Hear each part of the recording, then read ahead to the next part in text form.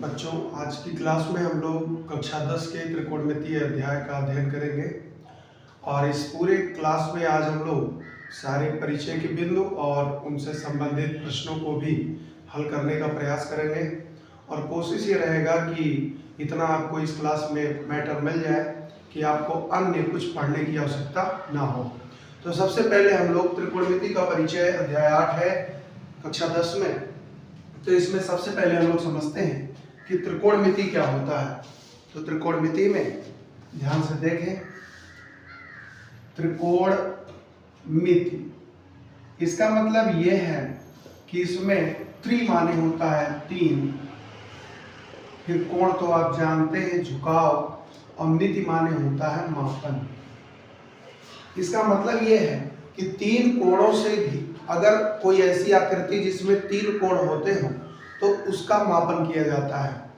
वास्तविकता यह है कि 10th स्टैंडर्ड में 3 कोणों वाली जो बंद आकृति है उसे तो त्रिभुज कहते हैं, लेकिन त्रिभुज में ध्यान से देखेंगे हमें इसमें पढ़ना है त्रिभुज का मापन। 3 कोण मापन, इसका मतलब त्रिभुज का मापन। अब बेटा ध्यान से समझो, त्रिभुज में आप क्या मापन कर सकते हैं? तो त्रिभुज में 2 चीजें होती हैं, एक होता है अंतःकोण और एक होता है भुजा। तो हम इस अध्याय में त्रिभुज के कोण और उसकी भुजाओं का मापन करते हैं। बात आती है कि त्रिभुज में बहुत सारे त्रिभुज होते हैं। एक त्रिभुज होता है जिसे हम कहते हैं भुजाओं के आधार पर त्रिभुज, और एक होता है जिसे हम कहते हैं कोणों के आधार पर। अब अगर आप भुजाओं के आधार पर देखें तो एक होता है समबाहु त्रिभुज, एक होता है समद्विबाहु त्रिभुज, एक होता है विषमबाहु त्रिभुज। कोणों के आधार पर अगर आप देखें तो न्यून कोण त्रिभुज, समकोण त्रिभुज और एक होता है अधिक कोण त्रिभुज। तो आप देखें तो त्रिभुज में भी हमारे पास 6 प्रकार हो गए। भुजाओं के आधार पर 3 है, कोणों के आधार पर 3 है। भुजाओं के आधार पर एक होता है समबाहु त्रिभुज, ऐसा त्रिभुज जिसकी तीनों भुजाएं आपस में बराबर हो, प्रत्येक अंतःकोण 60 डिग्री का हो। समद्विबाहु में कोई 2 भुजा बराबर। विषमबाहु में भुजाएं अलग अलग माप की होंगी, कोई भी भुजा एक दूसरे के बराबर नहीं होगी। न्यून कोण में सारे अंतःकोण न्यून कोण होंगे, मतलब 0 से 90 डिग्री के बीच में होंगे। समकोण त्रिभुज का मतलब ऐसा त्रिभुज जिसका कोई एक अंतःकोण 90 डिग्री का हो, और अधिक कोण त्रिभुज का मतलब कोई एक कोण जो है वो 90 डिग्री और 180 डिग्री के बीच का कोई कोण हो और शेष दोनों न्यून कोण हो। तो ये त्रिभुज है। हमारा जो विषय है वो त्रिभुज के ऊपर पढ़ने का नहीं है, हमको उसी में से कुछ एक पॉइंट निकालना है जिसमें हमें त्रिकोणमिति में आगे बढ़ना है। तो हमारा जो मेन है वो है समकोण त्रिभुज। तो थोड़ा सा समकोण त्रिभुज को समझ लेते हैं। समकोण त्रिभुज में ध्यान से देखें, समकोण त्रिभुज की खासियत क्या होती है बेटा? तो सबसे पहले हम इसका एक चित्र देख लेते हैं। कोई भी समकोण त्रिभुज मान लीजिए A है, B है और C है, तो इसमें कोण B होगा, ठीक है। तो इसकी पहली खासियत होगी कि कोई एक कोण 90 डिग्री होना चाहिए, तो यहाँ पे कोण B आपका 90 डिग्री है। दूसरी खासियत यह है कि जो कोण A और कोण C बचेगा वो न्यून कोण होने चाहिए। तीसरी खासियत क्या होगी इसकी? तीसरी खासियत यह है कि इसमें कुल 3 भुजाएं होती हैं और उन तीनों का नाम होता है। 90 डिग्री के ठीक सामने जो भुजा है उसे हम कर्ण कहेंगे, एक भुजा हो गया कर्ण। अब दूसरा आप देखेंगे तो यहाँ पे हमारे पास शीर्ष बचते हैं A और C, 2 शीर्ष हैं। अगर हमने A शीर्ष को लिया, कोण A, या इसी को कहिए शीर्ष A, के लिए, तो शीर्ष ए के लिए अगर आप बात करें तो कर्ण हमारा क्या हो गया बेटा, कर्ण हो गया AC, ठीक है। अब जो शीर्ष हमने सेलेक्ट किया है उसके ठीक सामने की जो भुजा होगी उसे हम कहेंगे लंब। क्या कहेंगे, लंब। पर यहाँ पे ए के सामने है BC, तो ये लंब हो गया। और ये अगर लंब हो गया तो बचा हुआ जो भुजा बच रहा है कौन सा, AB, उसे हम कहते हैं आधार। लेकिन इसी में एक चीज और आप ध्यान दें, अगर किसी ने कहा ना हम A को सेलेक्ट नहीं करना चाहते, हम C के सापेक्ष बात करना चाहते हैं, तो कोण C के लिए या शीर्ष C के लिए अगर आप देखें तो कर्ण में कोई अंतर नहीं आता है, कर्ण हमारा AC ही होगा। लेकिन लंब की अगर आप बात करें तो अब C के सामने की भुजा लंब बन जाएगी, तो C के सामने भुजा क्या है, AB लंब हो गया, और बचा जो है वो क्या है, BC, तो आधार जो हो गया वो हो गया क्या बेटा, BC। तो यहाँ पे आप देखें कि किसी भी समकोण त्रिभुज में जो कर्ण है वो निश्चित होता है, लेकिन लंब और आधार आपस में बदल जाते हैं, और उसका मुख्य कारण यह है कि किस शीर्ष को आप सेलेक्ट कर रहे हो। तो यहाँ पे अब एक और बात आगे बढ़ाते हैं। बात आती है कि ये जो तीनों भुजाएं होती हैं, कर्ण होता है, लंब होता है और आधार होता है, तो उनमें आपस में संबंध होता होगा। तो ध्यान से देखें, कर्ण, लंब, आधार में संबंध, ध्यान से देखिएगा ये बात क्या है, संबंध वाली बात क्या है। तो एक थ्योरम आप पढ़ते हैं, पाइथागोरस का प्रमेय। पाइथागोरस का प्रमेय ये कहता है कि किसी समकोण त्रिभुज में बड़ी भुजा का जो वर्ग है वो शेष दोनों भुजाओं के वर्गों के योगफल के बराबर होता है। हम इसी का सहारा लेते हैं और हमें मिलता है लंब का वर्ग धन आधार का वर्ग बराबर में आ जाता है कर्ण का वर्ग। हमें केवल इतना ही याद रखना है, इसी की मदद से हम सारे तीनों में से कुछ भी निकाल सकते हैं। कैसे, देखो, अगर हमें लंब का वर्ग लंब निकालना है तो लंब बराबर क्या होगा, हम इसे उधर भेज दें तो हो जाएगा कर्ण का स्क्वायर माइनस आधार का स्क्वायर, और हमें पता है कि ये स्क्वायर था, स्क्वायर हटाएंगे तो इधर क्या आ जाएगा, रूट आ जाएगा। फिर देखिए, अगर किसी ने कहा ना हमको आधार चाहिए, तो आधार कैसे निकलता है, कर्ण तो इधर ही है और लंब को इधर भेज देंगे तो लंब का स्क्वायर हो जाएगा, और माइनस क्योंकि उधर जा रहा है। अगर किसी ने कहा ना हमको कर्ण चाहिए, तो कर्ण बराबर हो जाता है अंडर रूट में लंब का वर्ग, यहाँ पे लिखा हुआ है, धन आधार का वर्ग, और रूट क्यों लगाए, क्योंकि यहाँ पे हमें स्क्वायर कर्ण में है तो केवल कर्ण निकालना है तो इधर रूट लग जाएगा। तो इस तरह से समकोण त्रिभुज में ये छोटी छोटी बातें हमको आनी चाहिए। अगर इतनी बात आ रही है तो हम फिर आगे बढ़ सकते हैं और सीखेंगे त्रिकोणमिति अनुपात क्या होता है। तो पहले इतनी चीजें नोट कर लीजिए और फिर हम लोग आगे बढ़ते हैं।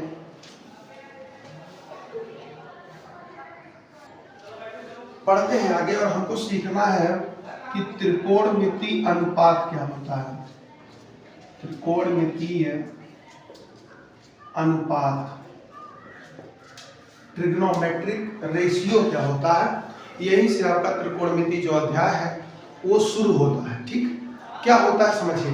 अगर मान लीजिए कि हमारे पास एक कोई समकोण त्रिभुज हो, ये मान लीजिए ए है, ये बी है और ये सी है, एक समकोण त्रिभुज है।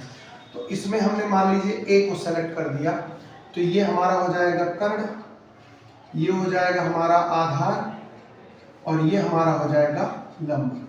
तो त्रिकोणमितीय अनुपात क्या होता है, किसी भी समकोण त्रिभुज की भुजाएं जो हैं उन्हीं भुजाओं में परस्पर दो दो भुजाएं लेकर के जो अनुपात बनते हैं उन्हीं को त्रिकोणमितीय अनुपात कहते हैं। बात समझिएगा, जैसे तीन भुजाएं हैं हमारे पास, तो एक रेशियो तो ये बन सकता है लंब और कर्ण को लेकर के, लंब अनुपात कर्ण, अनुपात माने बटे लग जाएगा ना बेटा। दूसरा है आधार बटे कर्ण, आधार और कर्ण का अनुपात ले लिया हमने।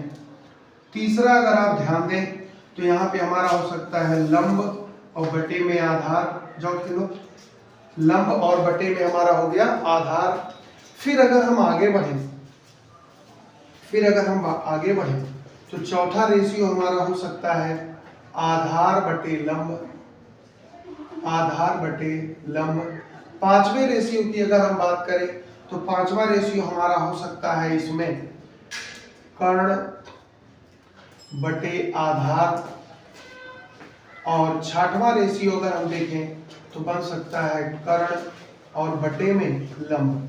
तो कुल मिला जुला करके हमारे पास कितने अनुपात हुए? 6। तो इन 6 अनुपातों के नाम होते हैं। इसके अलावा आप कोई भी अनुपात नहीं बना सकते। क्रमचय संचय भी आप अगर जब पढ़ेंगे तो देखेंगे 3 में से 2 सेलेक्ट करना है तो 6। तो लंब और कर्ण का अगर अनुपात है तो उसे हम लोग एक नाम दे देते हैं और वो नाम होता है SINE, साइन। इसमें अगर आप देखें तो इसका नाम होता है कोसाइन।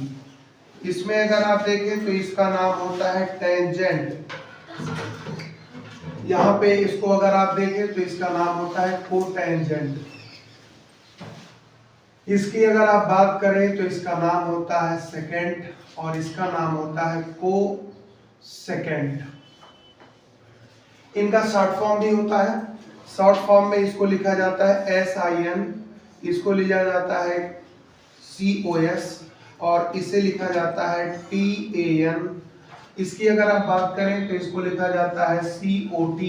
इसे अगर आप देखें तो लिखा जाता है SEC और इसे अगर आप देखें तो इसका नाम होता है कोसेक। इनका हिंदी नाम भी होता है, इन्हें कहा जाता है ज्या। ज्या इसका नाम होता है कोज्या, कोज्या। इसका अगर आप नाम देखें तो इसे कहा जाता है स्पर्शज्या। यहां पे अगर आप आए तो इसको कहा जाता है प्रतिस्पर्शज्या, प्रतिस्पर्शज्या। इसको अगर आप देखें तो इसे कहा जाता है प्रतिकोज्या, प्रतिकोज्या और इसका नाम होता है प्रतिज्या। तो कुल मिला जुला करके 6 त्रिकोणमितीय अनुपात हैं और इन्हीं 6 त्रिकोणमितीय अनुपात से हम लोग पूरा त्रिकोणमिति पढ़ते हैं। जितना भी टॉपिक हमको पढ़ना है सब इसी पर बेस्ड होगा और इसी के आधार पर हम सारी चीजें समझेंगे, सीखेंगे।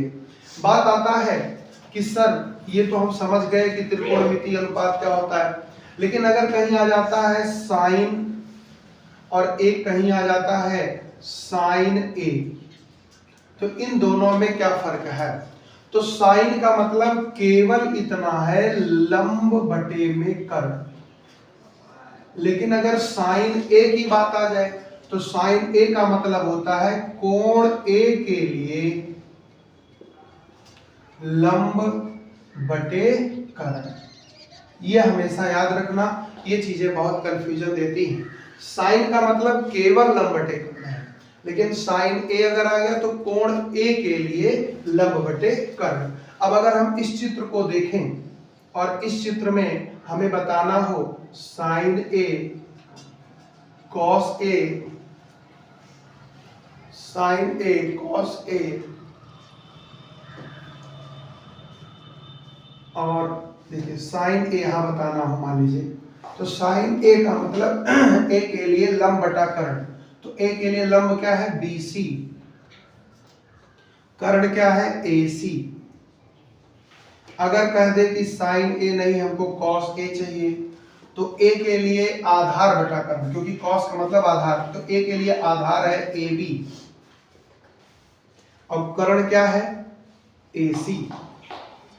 अगर किसी ने कहा नहीं हमको tan A चाहिए तो tan A अगर हमें बताना हो तो लंब बटे आधार, तो BC, आधार है AB। किसी ने कहा ना हमको A नहीं चाहिए हमको C चाहिए, किसी ने कहा हमको चाहिए साइन C, तो साइन C का मतलब होता है साइन के लिए C को पकड़िए आप और C के लिए लंब बटा कर्ण, तो C के लिए लंब क्या हो जाएगा? AB।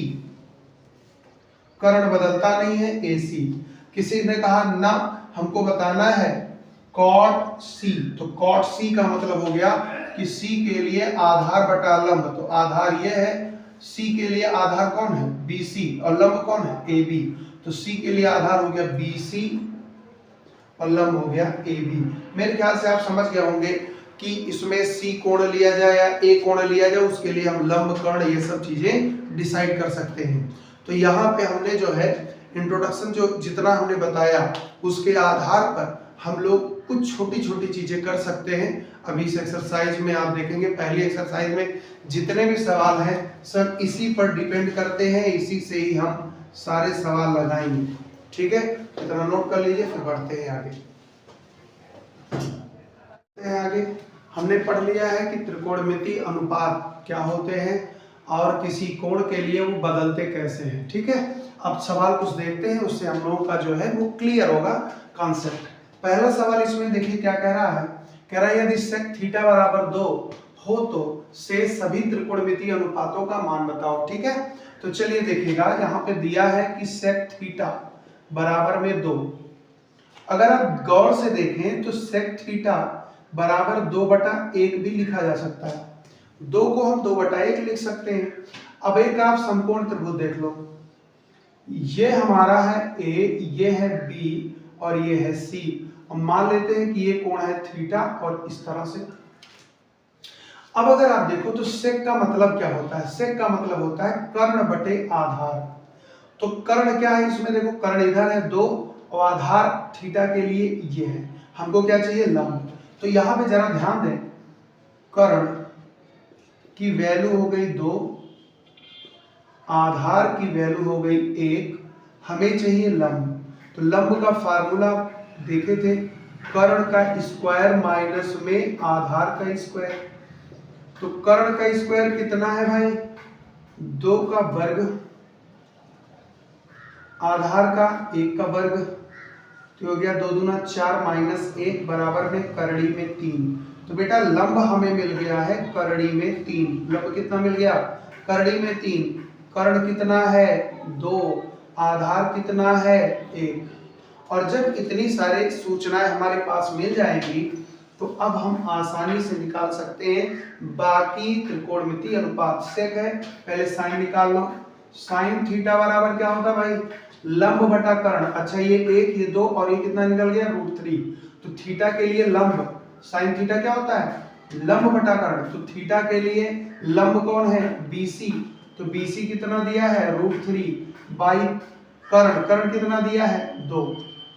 Cos theta, cos theta माने आधार बटा कर्ण। आधार कौन है, आधार है 1, कर्ण कौन है √3। फिर आ जाओ टेन थीटा। टेन थीटा क्या होता है, लंब बटे आधार। लंब कितना है √3, आधार कितना है 1। तो लिखो चाहे ना लिखो, ऐसे ही लिख दो। टेन के बाद आता है बेटा कॉट थीटा। कॉट थीटा क्या होता है, आधार बटे लंब। आधार कितना 1, लंब कितना √3। कॉट के बाद में आता है सेक। तो सेक दिया ही था, उसके बाद क्या आएगा, कोसेक थीटा। कोसेक माने कर्ण बटा लंब। तो कर्ण कितना है 2, लंब कितना है √3। तो यहाँ पे देखिए 6 त्रिकोणमितीय अनुपात होते हैं, एक दिया था, बाकी 5 हमने निकाल दिया। तो जब भी ऐसे प्रश्न आए तो आप ऐसे चित्र बना लो और जो उसमें सूचनाएं मिल पाए उसे लिख लो, और जो ना मिल पाए उसके लिए आप यहाँ से अलग से निकाल लोगे। पीजीटी मतलब पाइथागोरस थ्योरम का प्रयोग करके निकल जाएगा। समझ में आएगा, बोलिए। चलिए आगे बढ़ते हैं, और एक सवाल और दिया गया है उसे भी सॉल्व कर लेते हैं। दूसरा प्रश्न है ये। तो दूसरे प्रश्न में अगर आप देखो तो कह रहा है कि यदि 4 tan थीटा इक्वल टू 3 तो सिद्ध करो कि इतना होगा। तो सिद्ध करना मतलब लेफ्ट हैंड साइड लेंगे, आप सॉल्व करेंगे, राइट हैंड साइड आना चाहिए। तो पहले तो आप यहां से निकालो कि हमें सॉल्व करने में साइन चाहिए, कॉस चाहिए।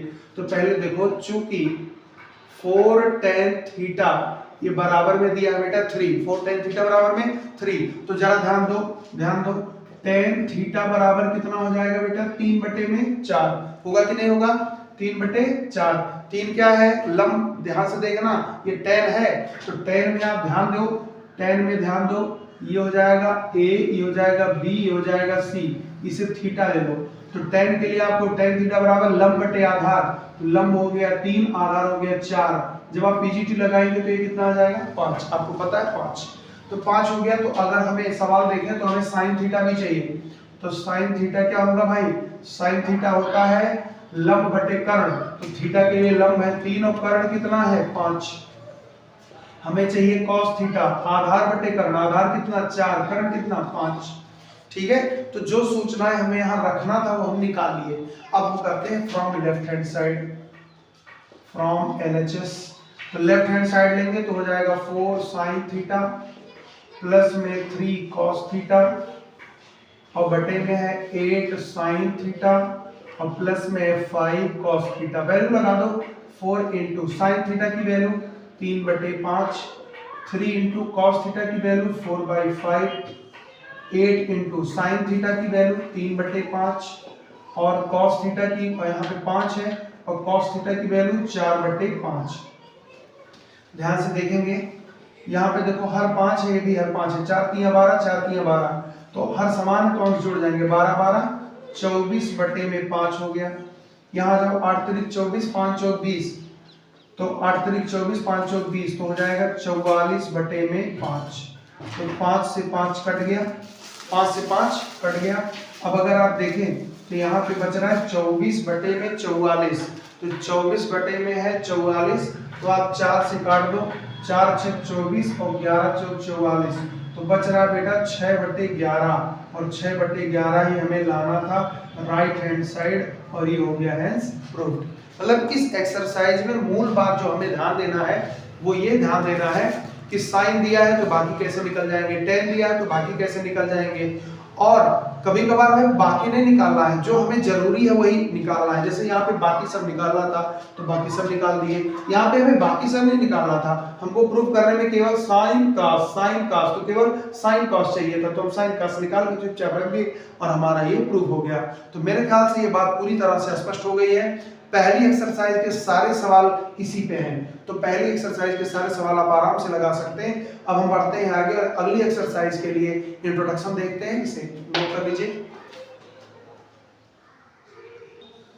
अगला टॉपिक अगर आप देखें तो क्या दिया है, अगला टॉपिक आपको पढ़ना है कि मानक कोणों 0 डिग्री, 30 डिग्री, 45, 60 और 90 है ना के लिए त्रिकोणमितीय अनुपातों का मान है ना, जैसे साइन 30, tan 45, cos 60, इन सब का मान हम कैसे निकालते हैं।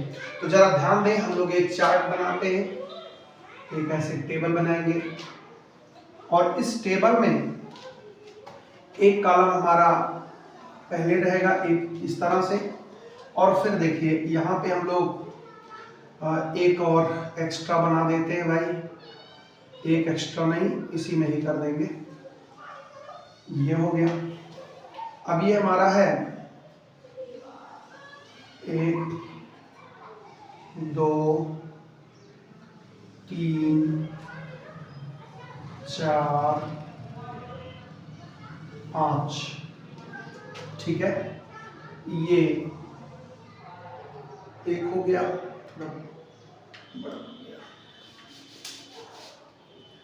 ये सीधा होना चाहिए ऐसे।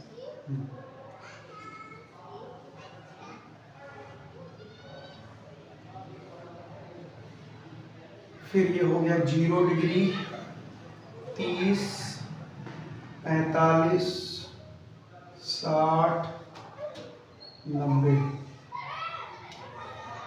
तो चलिए देखते हैं, ये हमारा हो गया त्रिकोणमितीय अनुपात इधर नीचे, और इधर हमारा हो गया थीटा मतलब कोण। तो यहाँ देखो पहले हमारा रहेगा 0 डिग्री, फिर रहेगा 30 डिग्री, फिर रहेगा 45 डिग्री, फिर रहेगा 60 और अंत में हमें 90 लिखना है बेटा। यहाँ पे अगर आप देखें तो पहले आएगा साइन, फिर आएगा कॉस, फिर आएगा टेन, फिर आएगा कॉट, फिर आएगा सेक और अंत में आएगा बेटा कोसेक। ध्यान से देखेंगे, हमें वैल्यू निकालना है। तो यहाँ पे आप देखो ये कितना है 0 डिग्री, हमें साइन की वैल्यू निकालनी है। तो साइन की वैल्यू निकालने के लिए हम लोग क्या करते हैं, एक सिस्टम अप्लाई करते हैं। यहाँ पे आप देखो 0 डिग्री है, तो 0 को हम लोग मान लेते हैं, मैं यहाँ पे इसको मान लेते हैं, इसको मैं गायब कर दे रहा हूँ ताकि कैलकुलेशन आसानी से हो जाए। ध्यान से देखना बेटा, ये 0 है तो इसको इंडेक्स नंबर में दे देते हैं, मतलब इसको 0 मान लेंगे, इसको 1 करेंगे, ये 2 है, ये 3 है और ये 4 है। उसके बाद में मैक्सिमम इंडेक्स से इसमें भाग दे देंगे, तो 4 हो गया, यहाँ भी 4 हो गया, यहाँ भी 4 हो गया, यहाँ भी 4 हो गया और यहाँ भी 4 हो गया। अब इनको सरल कर लेंगे, तो ये बेटा सरल करेंगे तो 0 आएगा, ये सरल हो नहीं सकता, इसको सरल करेंगे 1/2 आएगा, ये सरल हो नहीं सकता, ये बेटा आ जाएगा 1। ध्यान देना, पहले क्या करेंगे 0 से 4 तक लिख लिया, उसके बाद में जो मैक्सिमम 4 था उसी से सब में भाग दे दिया, उसके बाद में हमने सरल कर लिया। सरल करने के बाद जो वैल्यू आ रहा है उन सब का हम रूट ले लेंगे। क्या ले लेंगे बेटा? रूट, इसका रूट, सब का रूट ले लेंगे। तो 0 का रूट जब हम लेंगे, मैं अब यहां से खींच रहा हूं बेटा, ध्यान से देखना, साइन की वैल्यू अब आएगी। 0 का रूट 0, 1 का रूट 1, 4 का रूट 2, 1 का रूट 1, 2 का रूट 2, 3 का रूट 3, 4 का रूट 2, 1 का रूट 1। इस तरह से हम साइन की वैल्यू निकाल ले गए। मतलब साइन 0 डिग्री का मान 0, साइन 30 डिग्री का मान 1/2, साइन 45 का मान 1/करड़ी में 2, साइन 60 का मान करड़ी में 3/2, साइन 90 का मान 1। समझ गए? अब कॉस की वैल्यू कैसे आती है? इधर से ला करके उल्टा लिखो। जैसे यहाँ 1 है तो यहाँ 1 हो गया, यहाँ √3/2 है तो यहाँ √3/2 हो जाएगा, और ये अपनी जगह पे रहेगा, ये यहाँ चला गया, 0 यहाँ आ जाएगा। ठीक है? tan की वैल्यू कैसे निकलेगी? साइन में cos से भाग दे देंगे, मतलब 0 में 1 से भाग दे देंगे तो कितना आ जाएगा? 0। इसमें भागेंगे तो 2 से 2 कट जाएगा, 1/√3 आ जाएगा। ये पूरे से पूरा कट जाएगा तो 1 आ जाएगा। ये 2 से 2 कट जाएगा, √3/1 आएगा, तो इसे हम √3 लिख सकते हैं। और 1/0 जो है वो अपरिभाषित हो जाता है। ठीक है? अब ऐसे जो लिखे उसको उलट के लिख दो। यहाँ ये √3, यहाँ 1, यहाँ 1/√3, यहाँ 0। ठीक है? अब आते हैं सेक में। सेक का मतलब क्या होता है? 1/cos, है ना? सेक जो है cos का उल्टा है, तो 1/1, तो 1/1 1, 1/√3/2 तो 2 ऊपर चला जाएगा, 2/√3 हो जाएगा। 1/√2 उल्टा कर देंगे तो √2 हो जाएगा, इसको उल्टा करेंगे 2 हो जाएगा। 1/0 फिर से अपरिभाषित, अब यहाँ पे अपरिभाषित हो गया। अब इसको फिर उलट के लिख दो जैसे लिखते थे, तो यहाँ हो गया, फिर ये 2 हो गया, ये √2 हो गया, ये वाला यहाँ आ जाएगा और ये यहाँ आ जाएगा। ये तो टेबल बनाने का एक छोटा सा तरीका है। टेबल आप ऐसे बना लेंगे, लेकिन टेबल बनाना नहीं है, टेबल हमें याद रखना है। ठीक है? तो याद हमें करने के लिए थोड़ा रटना पड़ेगा, तो टेबल रट लेंगे कि कौन सा कहाँ पे कौन सी वैल्यू देगा। ठीक है? इसकी जरूरत पड़ती है क्वेश्चंस लगाने में, हमें इतना केवल रटना है। ये अगर हम रटे हुए हैं तो हमें बहुत अच्छे से ये पता होना चाहिए कि एक्सरसाइज के सवाल आ जाते हैं। ध्यान से देखना, कुछ और भी बातें हैं इसमें कभी भी ये मत समझना बेटा कि साइन ए जो है उसका मतलब ये बिल्कुल नहीं है कि साइन गुणे ए, गुणे नहीं है। ये क्या है? कोण ए के लिए लंब बटा कर्ण, इसका सिंबॉलिक फॉर्म है ये, तो ये ध्यान देंगे। ठीक है? दूसरा बात ध्यान देना, अगर साइन ए का वर्ग करना पड़े तो वर्ग कभी कोणांक का नहीं, मतलब एंगल का नहीं होगा, हमेशा यहाँ पे आ जाएगा साइन स्क्वायर ए, साइन स्क्वायर ए। ठीक है? ये बहुत ध्यान देना। ठीक? ये दो बातें बहुत जरूरी है और आपको आना चाहिए। ठीक है? तो इतना आप पहले नोट कर लें, फिर आते हैं कुछ सवाल पे, और जिससे आपका थोड़ा जो है सवाल लगेगा तो और क्लियर हो जाएगा। अब इन कोणों के आधार पर आपकी एक पूरी एक्सरसाइज दी गई है। अगर आपको कोण का मान पता है तो आप सवाल लगा सकते हैं। उन्हीं सवालों में से मैंने 2 सवाल उठाया है, बाकी आप देखेंगे। चलिए हल करते हैं हम लोग। सबसे पहले पहला सवाल कह रहा है कि इसका मान ज्ञात कीजिए। ठीक है? तो हम लोग प्रश्न पहले नोट कर लेते हैं। दिया है tan 30 cosec 60, फिर दिया है tan 60 और sec 30। तो यहाँ पे आप देखो tan 30 का मान होता है 1/√3, वहां जब देखोगे तो आ जाएगा। cosec 60 का मान होता है 2/करड़ी में 3, sin 60 का मान होता है √3, sec 30 का मान अगर आप देखें तो cos 30 sec 30, तो यहाँ पे आ जाएगा 2/करड़ी में 3। सॉल्व कर लेते हैं भाई, तो सॉल्व करेंगे तो ये √3 से √3 कट गया भाई, ये 2 1 2 हो गया, √3 का √3 गुणा करेंगे 3 हो गया, ये 2 हो गया और बटे में 1 हो गया। 3 और 1 का एलसीएम 3 होगा, यहाँ 3 ही है तो 2 हो गया भाई। और अगर आप देखें तो 3 का गुणा 2 में होगा, तो 3 दूना कितना आ जाएगा? 6, तो 3 दूना 6 और 2 कितना आ जाएगा? 8, 8/3, ये इसका आंसर होगा। 8/3। बहुत ही आसानी से आप लगा लिए, और लगा तभी पाएंगे जब आपको वो टेबल रटा हुआ होगा कि कौन सा कोण कितना मान देता है। दूसरा कह रहा है कि सिद्ध करो कि इतना आएगा। तो पहले आपको जब सिद्ध करना हो तो एक साइड को लेना पड़ेगा। हम यहाँ पे उठाते हैं left hand side. Left hand side में दिया है cot square 30 degree, cot square 45 degree और cot स्क्वायर 60 डिग्री, है ना। तो cot में सारी फॉर्म अगर आपको वैल्यू याद है तो कोई दिक्कत नहीं है। और आप याद करिए तो हमने बताया था कि अगर कहीं पे साइन स्क्वायर a है तो उसे हम लिख सकते हैं साइन a का होल स्क्वायर, ठीक है। तो इस हिसाब से अगर आप देखें तो इसको हम लिख सकते हैं cot 30 डिग्री का होल स्क्वायर, इसे हम लिख सकते हैं cot 45 डिग्री का होल स्क्वायर, इसे हम लिख सकते हैं cot 60 डिग्री का होल स्क्वायर।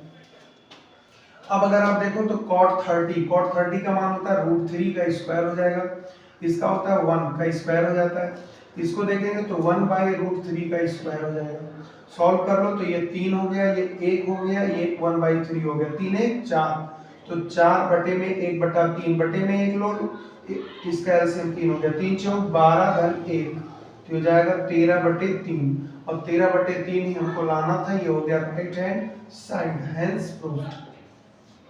मतलब आप इस एक्सरसाइज से कोई भी सवाल को अगर आप लगाना चाह रहे हैं तो वो सवाल आप तभी लगा पाएंगे जब आपको वो सारा मान रटा होगा, ठीक है। तो चलिए बढ़ते हैं आगे और देखते हैं अगले टॉपिक को, इसे नोट कर लीजिए। अगला अगर आप टॉपिक देखें तो अगले टॉपिक में हम लोगों को देखना है कि अनुपात परिवर्तन या संबंध क्या होता है, ठीक है।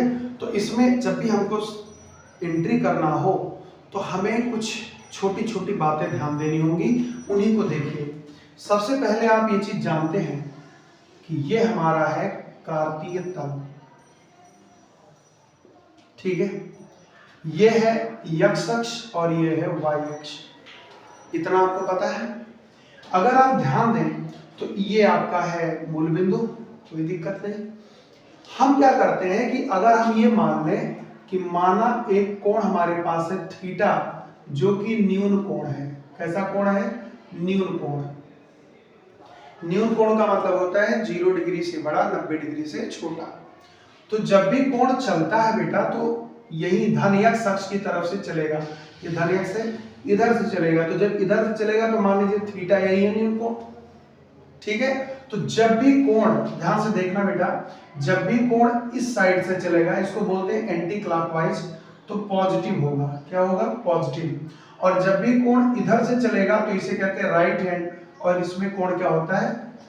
क्लॉकवाइज। तो क्लॉकवाइज में नेगेटिव, मतलब यही थीटा अगर इधर से आ जाए तो ये माइनस थीटा बोला जाएगा।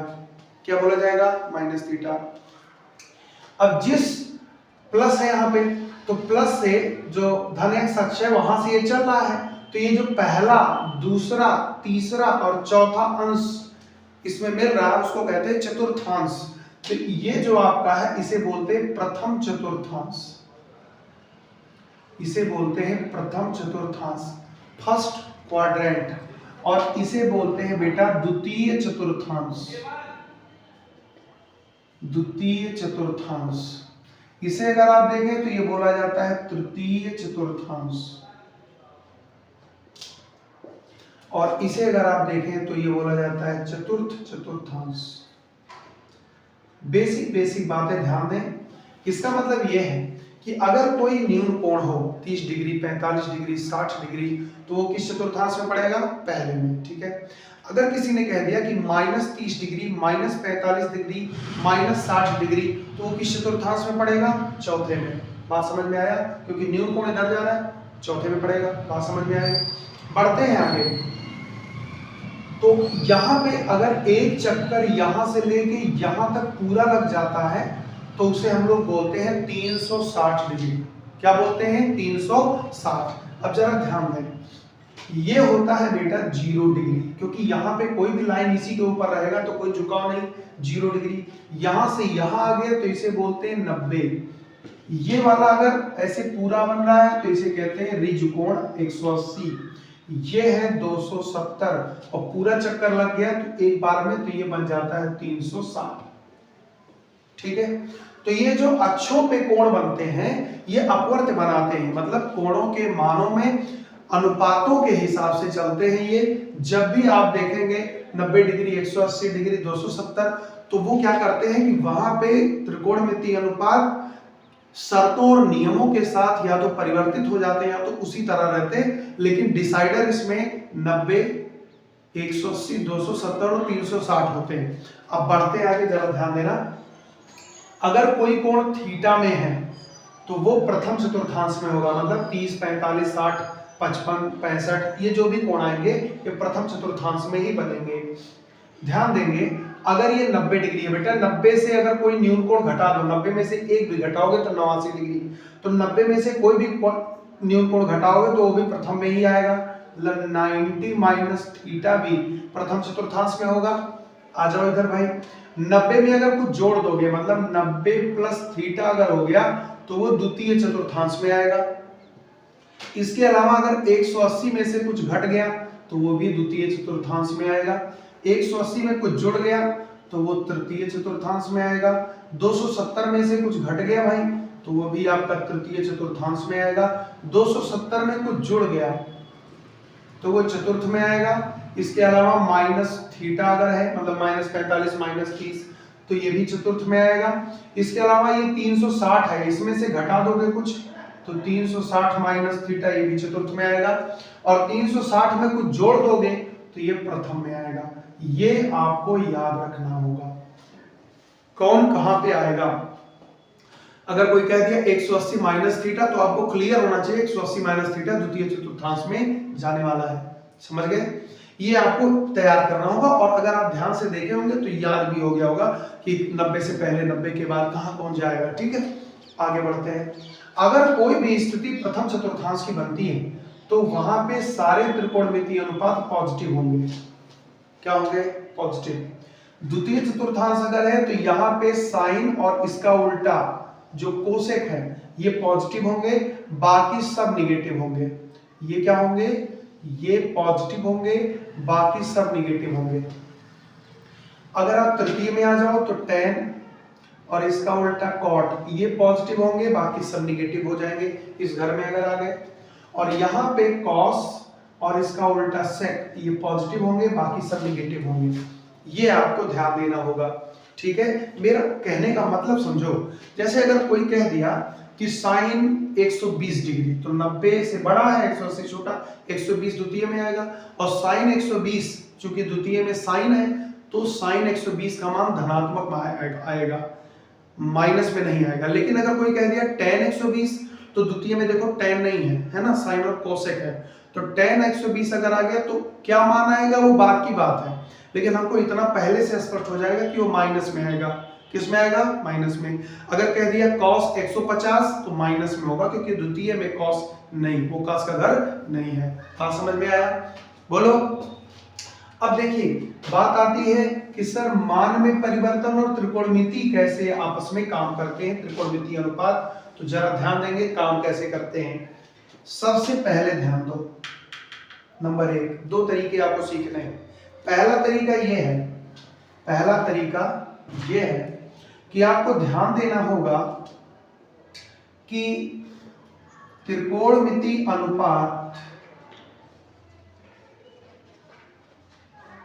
अनुपात के साथ जो कोण है ना, कोण किस चतुर्थांश में जाएगा, किस चतुर्थांश में है। इसका मतलब ये हमें पहले ध्यान देना है। इसको क्या कहते हैं भाई? चतुर्थांश निर्धारण। सवाल में आपको कुछ भी दे दे, आप पहले ये क्लियर करो कि वो किस चतुर्थांश में पड़ेगा, है ना। जब भी आपको मिले, उदाहरण के लिए मैं बता रहा हूं, जैसे मान लीजिए दे दिया कि साइन 270 माइनस में थीटा, ऐसा कुछ दे दिया, तो आपको पता है 270 माइनस थीटा कहाँ है? तृतीय में। तो ये पता होना चाहिए कोण के आधार पर कि किस चतुर्थांश में जा रहा। इसके अलावा अगर ऐसे भी दे सकता है कि tan 300 डिग्री, तो tan 300 डिग्री कहाँ पड़ेगा ये आपको पता होना चाहिए। तो 300 जो है वो 360 और 270 के बीच में पड़ेगा, मतलब चतुर्थ में पड़ेगा। मतलब कोण से आपको ये क्लियर करना होगा कि वो किस चतुर्थांश में जा रहा है। चतुर्थांश निर्धारण जब हो जाएगा तो उससे हम चिन्ह पता कर लेंगे कि कौन सा चिन्ह लगेगा, पॉजिटिव लगेगा कि नेगेटिव लगेगा। समझ गए? तो चतुर्थांश निर्धारण से क्या पता चल जाएगा? चिन्ह पता चल जाएगा, कौन सा चिन्ह होगा, पॉजिटिव होगा कि नेगेटिव होगा। इसके बाद में हम लोग दूसरा देखते हैं, अनुपात निर्धारण। दूसरा हम लोग देखेंगे अनुपात निर्धारण कि हमारा जो ट्रिग्नोमेट्रिक रेशियो है वो कैसा होगा। तो चतुर्थांश में हमने क्लियर कर लिया। अनुपात निर्धारण कैसे होता है जरा ध्यान देंगे। अनुपात निर्धारण में दो केस है, अगर थीटा हो माइनस थीटा हो, 180 प्लस या माइनस थीटा हो, 360 प्लस या माइनस थीटा हो, है ना, तो रेशियो में नो चेंज हो जाता है। नो चेंज मतलब अगर साइन है तो परिवर्तित होके ये साइन ही रहेगा, चेंज नहीं होगा, नो चेंज। ठीक है, तो जब भी आपको ऐसा मिले कि theta minus theta 180 plus minus theta 360, तो इसमें आपको याद रखना है no change. No change, no change का मतलब अगर साइन है तो साइन ही रहेगा, कॉस है तो कॉस ही रहेगा, टेन है तो टेन ही रहेगा, कोई चेंजिंग नहीं होगी। लेकिन दूसरा केस है कि अगर 90 प्लस थीटा या माइनस थीटा हो, 270 प्लस या माइनस थीटा हो, तो वो चेंज हो जाता है। कैसे चेंज होता है? साइन अगर है तो वो बन जाएगा कॉस, और अगर कॉस है तो साइन, टेन अगर है तो वो बन जाएगा कॉट, और कॉट अगर है तो बन जाएगा टेन, सेक अगर है तो बन जाएगा कोसेक, और कोसेक अगर है तो क्या बन जाएगा? सेक। तो हमेशा याद रखेंगे कि जब भी 90 प्लस या माइनस थीटा हो या 270 प्लस माइनस थीटा हो तो इस तरह से वो चेंज हो जाता है।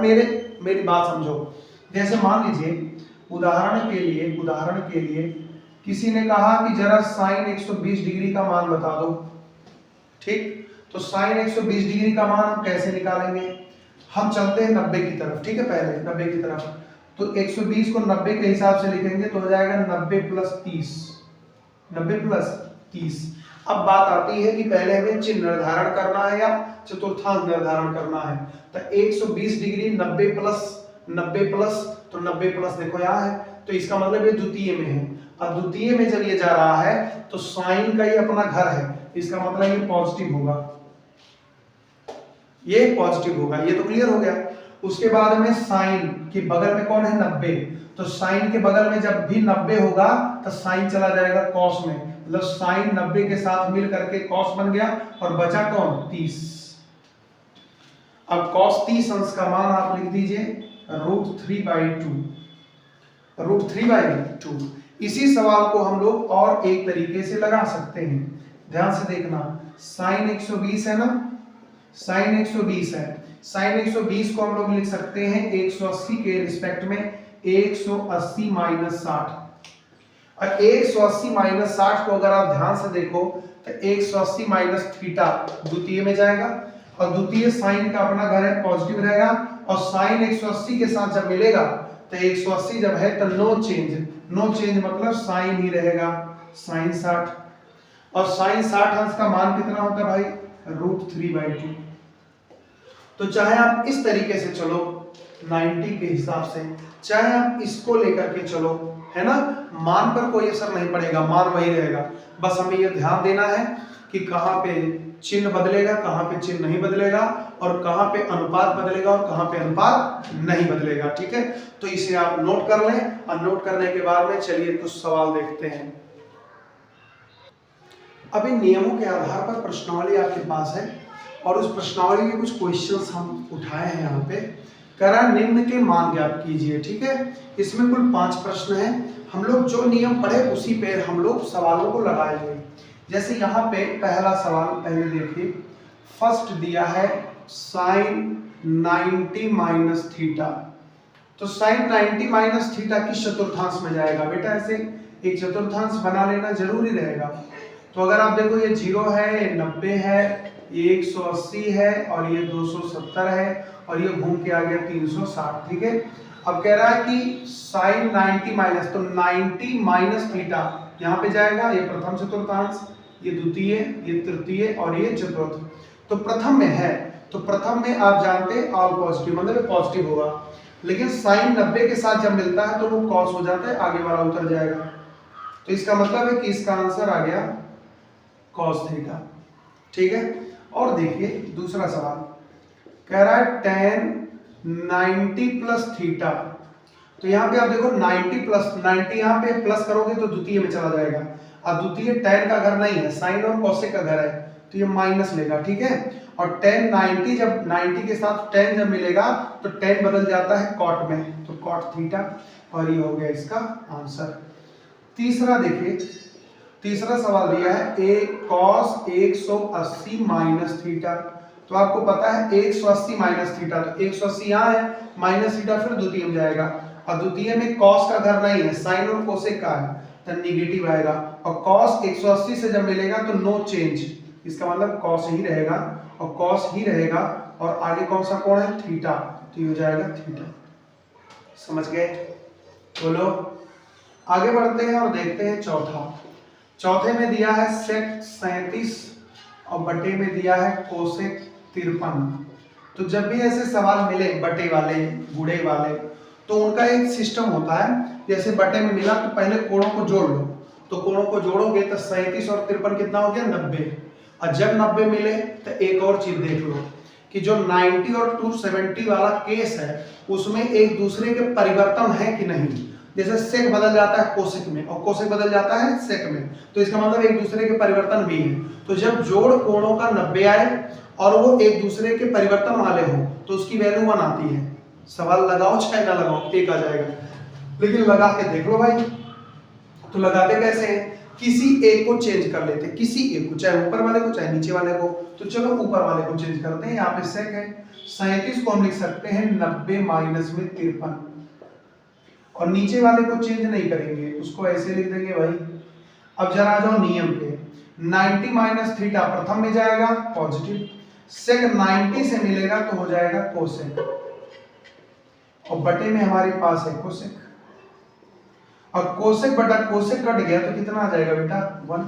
हम पहले से कह रहे थे कि ऐसे सवालों का आंसर कितना आता है, 1 आता है। आ जाओ आखिरी पे, पांचवा दिया है बेटा tan 270 डिग्री। तो 270 को आप यहाँ पे देखो, tan 270 है, 270 ना लेकर के 210 कर देते हैं ताकि कुछ सिखा पाए आपको।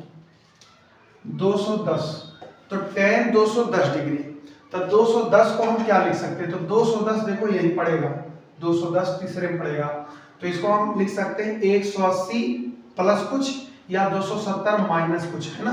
तो 180 जब लोगे तब नो चेंज होगा, और 270 लोगे तब चेंज हो जाएगा। समझ गए? तो यहाँ पे हम 180 ले लेते हैं, तो जाएगा tan 180 प्लस कितना जोड़ दें, 30, तो 210 हो जाएगा। अब 180 प्लस थीटा तृतीय में जाएगा, tan का अपना घर है, पॉजिटिव रहेगा, 180 है तो tan नो चेंज होगा, और आगे वाला उतर गया, और tan 30 अंश का मान होता है 1/√3, और ये हो गया इसका आंसर। मेरे ख्याल से आप बहुत अच्छे से समझ गए होंगे, सारी चीजों को समझ गए होंगे, इसे नोट कर लीजिए और फिर बढ़ते हैं अपने अगले टॉपिक की ओर। आपका अगला टॉपिक है त्रिकोणमितीय संबंध, जैसे आप साइन को, कोसेक और ये सब कैसे रिलेशन बनाते हैं, और साथ ही साथ इसमें आपको 3 सर्वसंख्याएं भी पढ़नी है, तो वो सारे टॉपिक हम लोग एक साथ देखेंगे। सबसे पहले ध्यान दें, आपको पता होना चाहिए कि साइन और कोसेक एक दूसरे के उल्टे हैं, है ना। तो यहाँ ध्यान दो, साइन थीटा मान लें, है ना, तो साइन थीटा जो होता है वो 1/कोसेक थीटा होता है, ये एक दूसरे के उलट होते हैं। या हम इसी को कह सकते हैं कि कोसेक थीटा बराबर 1/साइन थीटा, मतलब साइन को अगर हम 1/, ले जाना चाहते हैं तो कोसेक बन जाएगा, या कोसेक को हम 1/, ले जाना चाहते हैं तो साइन बन जाएगा। और जरा ध्यान दो, अगर ये क्रॉस कर देंगे गुणा तो हो जाएगा साइन थीटा इंटू में कोसेक थीटा और बराबर में 1, मतलब साइन कोण सेम रहना चाहिए, बस कोण समान है तो ये एक दूसरे के उलट अगर आपस में गुणा करेंगे तो बना जाएगा। दूसरा देखिए, अगर यहाँ है cos थीटा तो इसको पलट दीजिए तो sec थीटा में बदल जाएगा। यह sec थीटा है तो इसे हम लिख सकते हैं 1/cos थीटा। इसको अगर हम गुणा कर दें तो ये हो जाएगा cos थीटा इंटू में sec थीटा और ये बराबर में आ जाएगा 1। ठीक है, इसे भी आपको याद रखना है। तीसरी बात ध्यान दीजिए, अगर है tan थीटा तो हो जाएगा 1/cot थीटा, या है cot थीटा तो हो जाएगा 1/tan थीटा। और अगर मान लीजिए कि गुणा कर दीजिए आपस में तो हो जाएगा tan थीटा इंटू में cot थीटा बराबर में 1। तो ये 3 फार्मूले आपको ध्यान देने हैं। आगे देखिए चौथा फार्मूला, अगर कहीं पे आ जाए tan थीटा तो इसे हम लिख सकते हैं sin थीटा बटे में cos थीटा। अब इसकी मदद से अन्य सूत्र भी बन सकते हैं। कैसे, देखो tan और cos का गुणा, तिरे गुणा कर दो तो आपको मिलेगा sin थीटा बराबर cos थीटा इंटू में tan थीटा, और इसी को cos यहाँ बैठा दो tan यहाँ बैठा दो तो आपको मिलेगा cos थीटा बराबर sin थीटा बटे में tan थीटा। आपने पढ़ रखा है दूरी बराबर लंब गुणे दूरी बराबर समय गुणे चाल, तो उसी के हिसाब से आप यहाँ पे काम कर सकते हैं, है ना। यहाँ पे आप देखो ये काम कर सकते हैं कि इसको मान लो समय, ये हो गया दूरी, ये हो गया चाल, तो यहाँ पे आपका दूरी बराबर समय गुणे चाल, है ना, समय बराबर दूरी बटे चाल, समझ गए। तो इस हिसाब से इसको आप सेट कर सकते हैं याद रखने के लिए। पांचवा, इसी में tan है ना, इसको उलट दो, तो जब इसको उलट दोगे तो ये काट बन जाएगा, क्या बन जाएगा, कॉट। तो यहाँ पे आप देखो, चूंकि tan थीटा बराबर में है sin थीटा बटे में cos थीटा, तो हम tan को उलट दें तो हो जाएगा 1/cot थीटा, sin को उलट दें तो 1/cosec थीटा, और cos को उलट दें तो 1/sec थीटा। अब sec चला जाएगा ऊपर तो हो जाएगा 1/cot थीटा बराबर sec ऊपर चला गया तो आ गया sec थीटा बटे में cosec थीटा।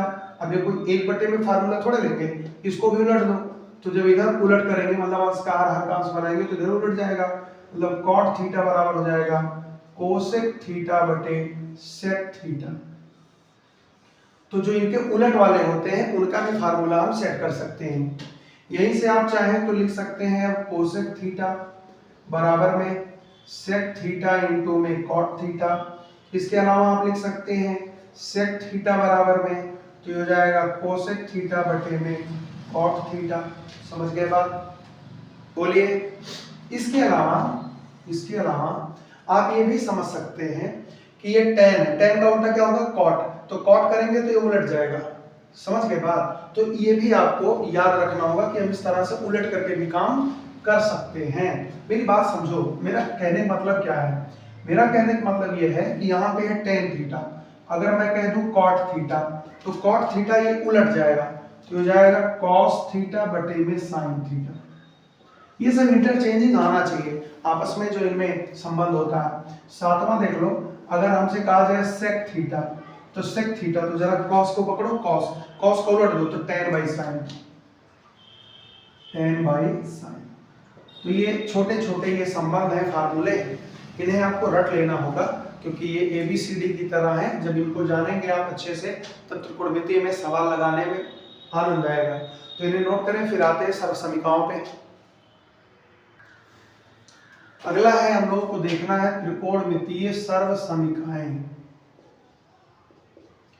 बात आता है कि सर्वसमीकाएं क्या होती है। सर्वसमीका समीकरण में अंतर आपको पता होना चाहिए। समीकरण वो होता है जिसमें वेरिएबल के कुछ निश्चित मान होंगे, लेकिन सर्वसमीका ये होता है कि हर प्रकार के मान पे, वेरिएबल के हर मान पे वो संबंध जो है वो सत्य पाया जाता है। ठीक है, तो उसे सर्वसमीका कहते हैं। अब इसमें आपको 3 सर्वसमीकाएं पढ़नी है। कौन कौन सी? पहला पढ़ना है sin square theta plus cos square theta बराबर 1। दूसरा आपको पढ़ना है 1 प्लस tan स्क्वायर थीटा बराबर sec स्क्वायर थीटा। और तीसरा पढ़ना है 1 प्लस cot स्क्वायर थीटा बराबर कोसेक स्क्वायर थीटा। किसी ने कहा हम नहीं मानते, तो आप प्रूव भी कर सकते हैं। Sine square theta plus cos square theta equal to 1 है।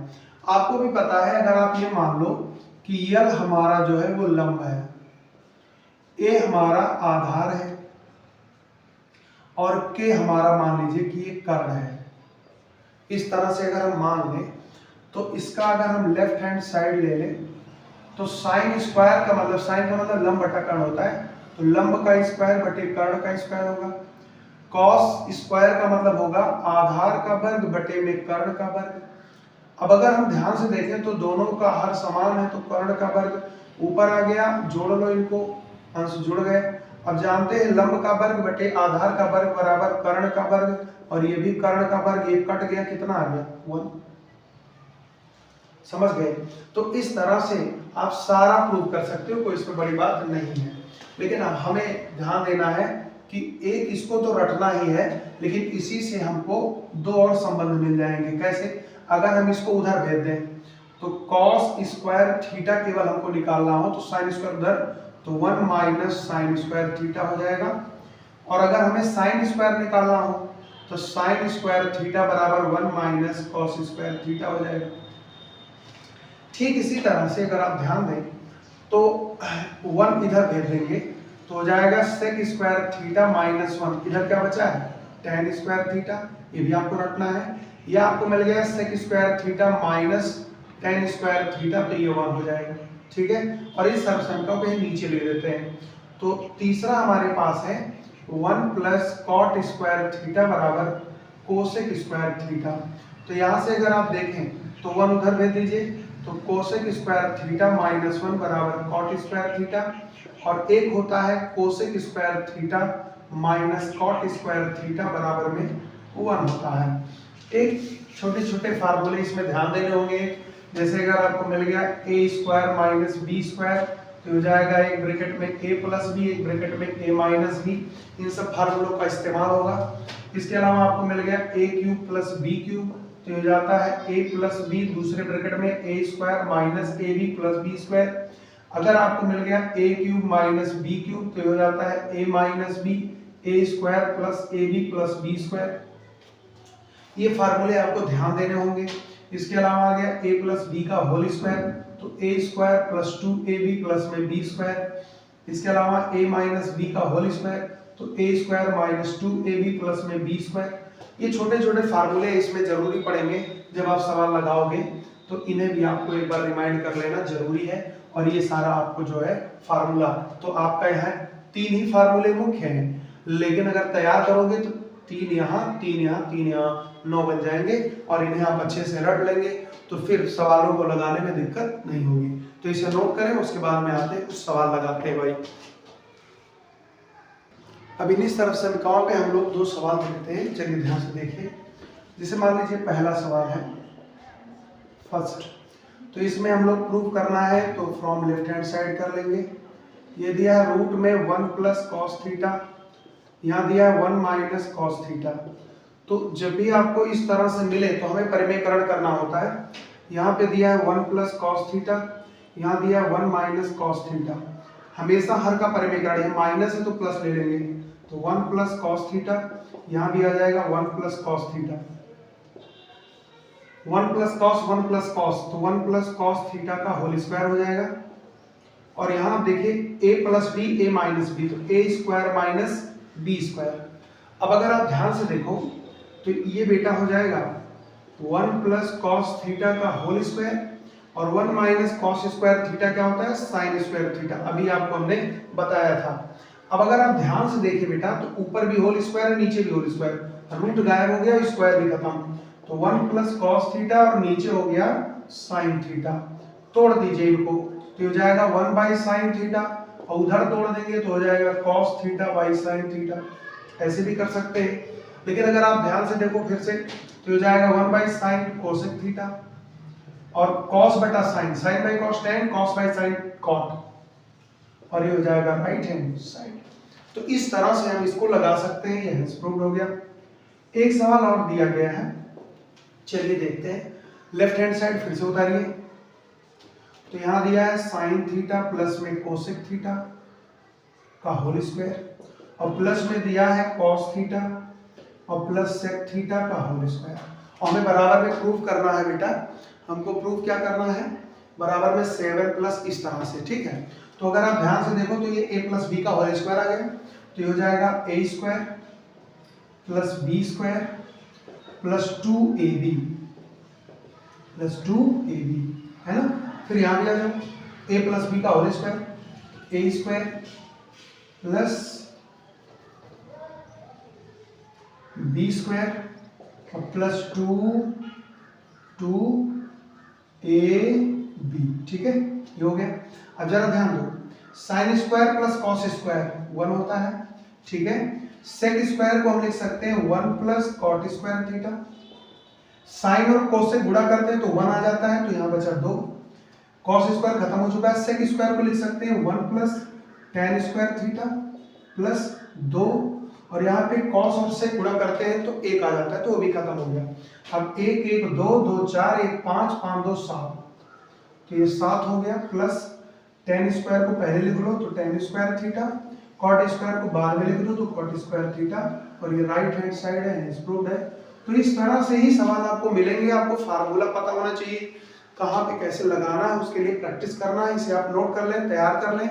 अब इसमें जो भी आपको सवाल पूछने हो त्रिकोणमिति में 10th स्टैंडर्ड तक, तो आप उसमें कोई भी सवाल हो तो कमेंट में आप लिख देना या मेरे पास व्हाट्सएप कर देना। व्हाट्सएप नंबर आप देख ही रहे हो, ऊपर लिखा रहता है हमारे जैसे ही चैनल को आप ऑन करते हैं उसके बैनर पे, तो आप उसे व्हाट्सएप कर देंगे, वो सवाल सॉल्व करवा दूंगा। लेकिन इंट्रोडक्शन इतना आप अगर तैयार कर लेते हैं तो कोई भी सवाल है आपको दिक्कत नहीं होगी, कुछ सीखने की जरूरत नहीं, बस इतना ही सीख लो, ठीक है। तो इसे नोट कर लीजिए, बाकी नेक्स्ट क्लास में देखेंगे।